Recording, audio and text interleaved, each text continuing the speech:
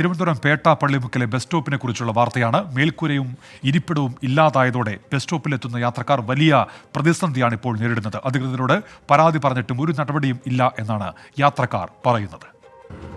അനാസ്ഥയുടെ കാഴ്ചകൾ പലതും നമ്മൾ കണ്ടിട്ടുണ്ട്. തലസ്ഥാനത്തെ ഒരു ബസ് കാത്തിരിപ്പ് കേന്ദ്രത്തിന്റെ അവസ്ഥയാണിത്.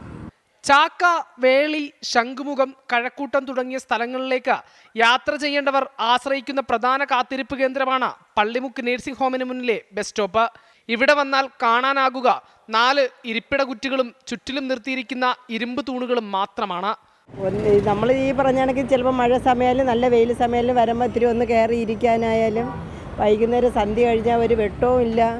ചിലപ്പോൾ നമ്മളൊക്കെ ഈ യാത്ര ചെയ്ത് തളർന്നൊക്കെ വരും. ഇത്തിരി വന്ന് ഇരിക്കണമെന്ന് വെച്ചാൽ പോലും പറ്റൂല.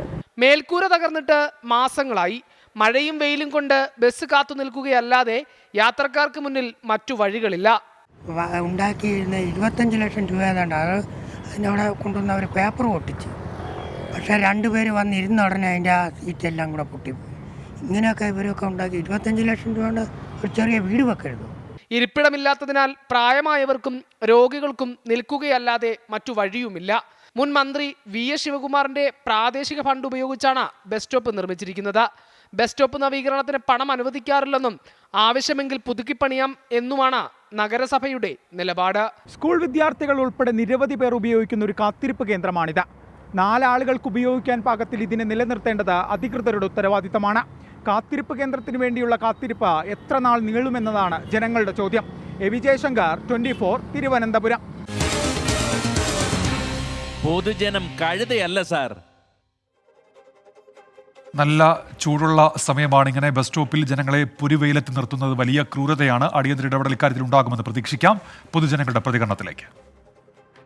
ശരിയാകൂല. നമ്മൾ ഇരിക്കാനും സ്ഥലമല്ല. മഴ വന്നാൽ നമ്മൾ എവിടെ നിന്ന് ഇരിക്കും? ഇവിടെ നിൽക്കാനും പേടിയാണ്. എന്തൊക്കെ ഒന്ന് തലയിൽ വീഴുമെന്ന് പറഞ്ഞുകൂടാ.